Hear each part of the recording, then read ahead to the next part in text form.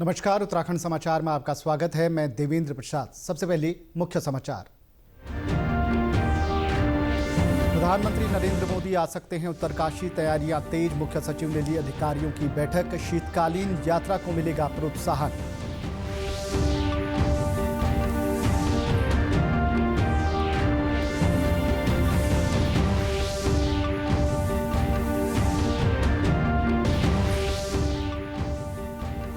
वनाग्नि नियंत्रण को लेकर प्रदेश की विभिन्न जिलों में आयोजित की गई mock drill. Police, SDRF, ITBP, one विभाग व स्थानीय लोग हुए शामिल।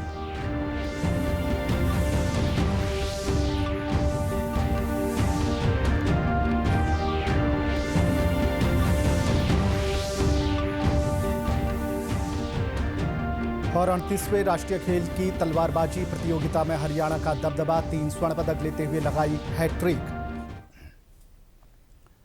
अब समाचार विस्तार से। प्रधानमंत्री नरेंद्र मोदी आगामी 27 फरवरी को शीतकालीन यात्रा पर उत्तरकाशी जिले के हर्षिल मुखवा क्षेत्र के भ्रमण पर आ सकते हैं। प्रधानमंत्री की प्रस्तावित यात्रा को लेकर शासन प्रशासन के स्तर पर तैयारियां तेज कर दी हैं। इसके तहत मुख्य सचिव राधा रतूड़ी ने अधिकारियों की बैठक लेकर प्रस्तावित कार्यक्रम की रूपरेखा एवं तैयारियों की समीक्षा की। मुख्य सचिव ने कहा कि प्रधानमंत्री का ये भ्रमण उत्तराखंड में शीतकालीन पर्यटन को प्रोत्साहित करने का अवसर प्रदान करेगा। लिहाजा इस दौरान आयोजित होने वाले कार्यक्रमों में राज्य के शीतकालीन पर्यटन की संभावनाओं और क्षमताओं को उजागर करने पर विशेष ध्यान दिया जाए। मुख्य सचिव ने निर्देश दिए कि प्रधानमंत्री के हर्षिल मुखवा में प्रस्तावित कार्यक्रमों के दौरान तय प्रोटोकॉल और सुरक्षा प्रबंधों को ध्यान में रख सभी तैयारियां समय से सुनिश्चित की जाए। वनाग्नि नियंत्रण को लेकर प्रदेश भर के साथ ही चंपावत जिले के 2 स्थानों में वनाग्नि मॉक ड्रिल आयोजित की गई। जिले के 2 स्थानों चंपावत तहसील के पुनेठी वन पंचायत व पाटी तहसील के धूनाघाट में वन रेंज के चीड़ के जंगल में पूर्वाभ्यास किया गया। पुलिस, एसडीआरएफ, आईटीबीपी, वन विभाग व स्थानीय लोगों को इसमें शामिल किया गया।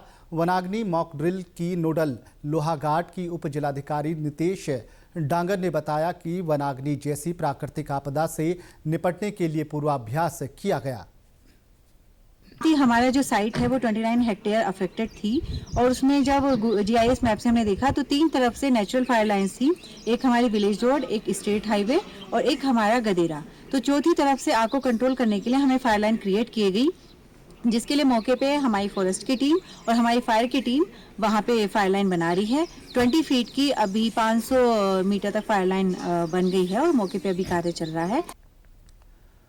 प्रदेश में हर साल गर्मियों के दौरान वनाग्नि की घटनाएं होती हैं। वनाग्नि पर अंकुश लगाने के लिए वन विभाग ने अभी से तैयारियां शुरू कर दी हैं। इसके तहत प्रदेश के विभिन्न स्थानों पर वनाग्नि रोकने के लिए वन विभाग मॉक ड्रिल कर रहा है। इस अभियान के तहत टिहरी जिला प्रशासन की निगरानी में मॉक ड्रिल का आयोजन किया गया। मॉक ड्रिल में जिला प्रशासन, वन विभाग और फायर समेत विभिन्न टीमों ने संयुक्त रूप से भाग लिया। इस मौके पर जिलाधिकारी ने कहा कि टिहरी जनपद में आग की दृष्टि से संवेदनशील होने के चलते मॉक ड्रिल आयोजित कर वनाग्नि की तैयारियों की बारीकियां परखी।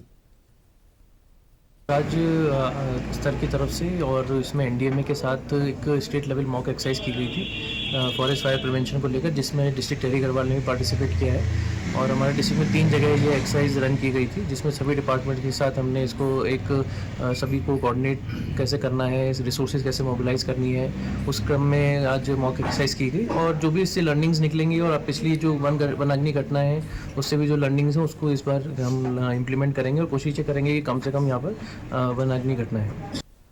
प्रभागीय वनाधिकारी पुनीत तोमर ने कहा, वनाग्नि सीजन को मद्देनजर मॉक ड्रिल किया। उन्होंने कहा, वनाग्नि सीजन को लेकर सभी तैयारियां वन विभाग ने फायर वॉचर क्रू स्टेशन को एक्टिव मोड में कर दी है। देखिए, जैसे आप जानते हैं कि क्या बोलते हैं, पूरा उत्तराखंड जो है वनाग्नि की डिस्ट्रिक्ट और टिहरी डिस्ट्रिक्ट भी काफ़ी जो है इसमें सेंसिटिव है। तो टिहरी डिस्ट्रिक्ट में जो है सभी डिपार्टमेंट्स की जो कोऑर्डिनेशन एक्सरसाइज एक तरह से कि अगर आपदा थोड़ी सी बढ़ जाए तो उसमें कोऑर्डिनेशन एक्सरसाइज करवाने के लिए मॉक ड्रिल की गई थी। और टिहरी जो हमारा ज़िले में 3 साइट्स थी, अलमस थी, घनसाली में थी और देवप्रयाग में थी। हमने जो साइट्स चूज़ की थी वो देख के चूज़ की थी जो हमारी सेंसिटिव स्पॉट है, उस पर ऑलमोस्ट हर स्पॉट पर साइट्स हमारी हों और वहाँ पे सभी जगह जो है हमारे इंसिडेंट कमांडर एसडीएम से हमारे रेंज ऑफिसर्स, हमारे जो नोडल ऑफिसर थे वहाँ पे फॉरेस्ट की तरफ से, और सभी विभागों का इंक्लूडिंग फॉरेस्ट डिपार्टमेंट, वहाँ पे जो इक्विपमेंट है, मैन पावर है, व्हीकल्स है एवं अन्य जो हमारी क्षमता है, उसका एकजुट होके जो है एक डेमोन्स्ट्रेशन जो है हमने दिया है। इंदिरा गांधी अंतर्राष्ट्रीय स्टेडियम गोलापार में 38वें राष्ट्रीय खेल प्रतियोगिता का आयोजन चल रहा है। अंतर्राष्ट्रीय स्टेडियम के परिसर के इंडोर स्टेडियम में फेसिंग प्रतियोगिता के चौथे दिन टीम इवेंट में हरियाणा के खिलाड़ियों का दबदबा रहा, जहां हरियाणा के टीम ने 3 स्वर्ण पदक लेते हुए हैट्रिक लगाई। फेसिंग प्रतियोगिता में महिला टीम की फाइनल में हरियाणा ने पंजाब को 45-20 के अंतर से हराकर स्वर्ण पदक अपने नाम किया। खेल मंत्री रेखा आर्य ने भी फेसिंग प्रतियोगिता के मुकाबले देखे। मीडिया से बात करते हुए खेल मंत्री ने कहा कि फेसिंग प्रतियोगिता में युवाओं को अपना करियर बनाने के लिए बेहतर अवसर है। और से यहाँ पर व्यवस्थाएं हैं, स्क्रीन है, थर्ड एम्पायर के रूप में पूरी तरीके से मॉनिटरिंग हो रही है, और जिस प्रकार से यहाँ पर खिलाड़ियों में उत्साह है, निश्चित रूप से फेंसिंग का भविष्य बहुत उज्जवल है। और मैं ये कह सकती हूँ कि अब फेंसिंग का ही नहीं, अभी तो पूरे खेल विधाओं का भविष्य बहुत उज्जवल है। जिस प्रकार से 38 नेशनल गेम में हमने सभी 35 गेम्स जिस प्रकार से आयोजन यहाँ पर हुआ है, और जिस प्रकार से आयोजन के साथ में हमारे खिलाड़ियों ने, पूरे प्रदेश के खिलाड़ियों ने जिस प्रकार का प्रदर्शन दिखाया है, आज उत्तराखंड को जो है 6-7वें स्थान पर लाके खड़ा कर दिया है। जबकि 37 नेशनल गेम में हम लोग 25वें स्थान पे गोवा में थे, और आज हम 6-7वें स्थान पर है। निश्चित रूप से हर उत्तराखंडी को, हम सबको बहुत गर्व होता है। और ये अवस्थापनाएँ जो विकसित की गई है, निश्चित रूप से चाहे वो फेंसिंग का हो, चाहे वो फुटबॉल का हो, चाहे वो स्विमिंग का हो, चाहे वो वेलोड्रोम का हो, चाहे वो अन्य इवेंट्स के संदर्भ में हो, मैं समझती हूँ कि ये सारे संसाधन जो है वो खिलाड़ियों को समर्पित है। 38वें नेशनल गेम्स के तहत आज 46वीं वाहिनी पीएससी में ट्रैप शूटिंग प्रतियोगिता खेल के 15वें दिन आज रुद्रपुर के 46वीं वाहिनी पीएससी में बनाए गए शूटिंग स्थल पर स्कीट शूटिंग स्पर्धा का आयोजन किया गया, जिसमें महिला वर्ग में पंजाब के गनीमत सेखों ने 53 बर्ड पर निशाना साधते हुए गोल्ड मेडल पर कब्जा किया, जबकि उत्तर प्रदेश के अरीबा खान को सिल्वर तो हरियाणा के राइजा ढिल्लो को ब्रॉन्ज मेडल से संतोष करना पड़ा। गनीमत सेखों ने अपनी इस उपलब्धि का श्रेय अपने कोच और परिवार को दिया है। बहुत अच्छा लग रहा है, स्पेशली नेशनल रिकॉर्ड बना के गोल्ड मेडल जीतना बहुत अभी ऐसे सपना ही लगता है कि 124-125 से मारना, तो वो सबसे ज़्यादा आज के दिन मेरे लिए बहुत वो भी था, और फाइनल में जाते वक्त वो ख्याल में भी था, पर उसके बावजूद भी आज अच्छा फाइनल चला और मैं गोल्ड मेडल। इससे पहले आपने कहाँ खेला है? इससे पहले वर्ल्ड कप में खेला है।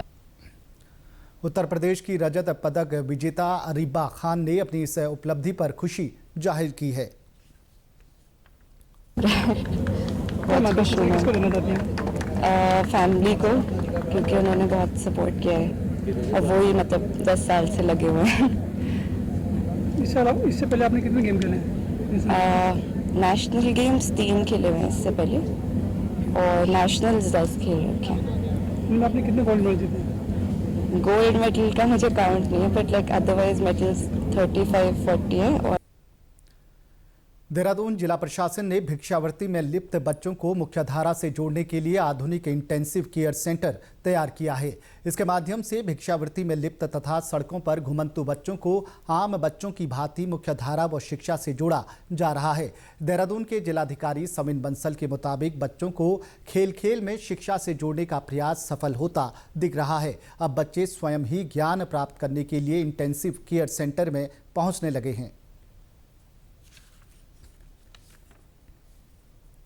जब तक हमारा बिहेवियरल माइंडसेट, सोशल ट्रांसफॉर्मेशन नहीं होता है वृहद स्तर पे, जो कि प्रयास है हमारे इंटेंसिव शेल्टर यूनिट का, जहाँ से बच्चों को रिकवर करके जब हम शेल्टर यूनिट में रखते हैं, जहाँ पे हमारे एनजीओ के माध्यम से उनको हम एक्टिविटी बेस्ड लर्निंग में एंगेज करना चाह रहे हैं, मुख्य धारा से जोड़ना चाह रहे हैं।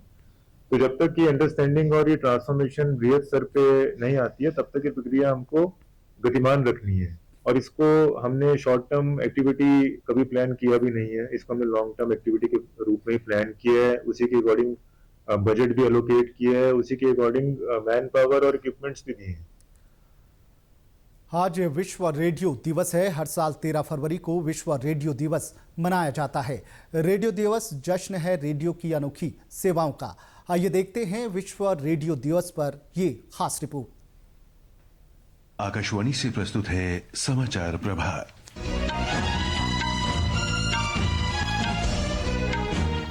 रेडियो केवल संचार का माध्यम नहीं है, बल्कि ये मंच है जहां मन के भावों का संचार होता है। मधुर संगीत हमारे कानों को मंत्रमुग्ध कर देता है और भावनाओं की अभिव्यक्ति होती है। हर साल 13 फरवरी को विश्व रेडियो दिवस मनाया जाता है। ये दिन उस शक्तिशाली माध्यम का उत्सव है जो एक सदी से भी अधिक समय से लोगों को सूचना, मनोरंजन और शिक्षा देने का काम कर रहा है। संयुक्त राष्ट्र महासभा ने 2011 में विश्व रेडियो दिवस मनाने के प्रस्ताव पर मुहर लगाई थी। दरअसल 13 फरवरी 1945 के दिन ही यूनाइटेड नेशंस रेडियो से पहली बार प्रसारण हुआ था। इसी के उपलक्ष्य में विश्व रेडियो दिवस मनाया जाता है। विश्व रेडियो दिवस मनाने का उद्देश्य संचार के एक बेहतर माध्यम के रूप में रेडियो के योगदान की सराहना करना है। रेडियो बड़े समूह तक पहुंचने का एक तेज, सुलभ और किफायती तरीका है जो सूचना साझा करने, जागरूकता बढ़ाने और समुदायों को जोड़ने का काम करता है। आज भले ही समय तेजी से आगे बढ़ रहा है, लोगों को पल पल की हर छोटी बड़ी खबर सोशल मीडिया के माध्यम से मोबाइल पर ही उपलब्ध है। और ये भी सच है कि कभी रेडियो में एहसासों की मुकम्मल दुनिया बसती थी।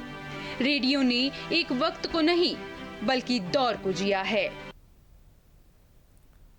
इसी के साथ अभी तक के समाचार समाप्त हुए। दूरदर्शन समाचारों से जुड़े रहें। मिलते हैं फिर शाम 5 बजे के बुलेटिन में। नमस्कार।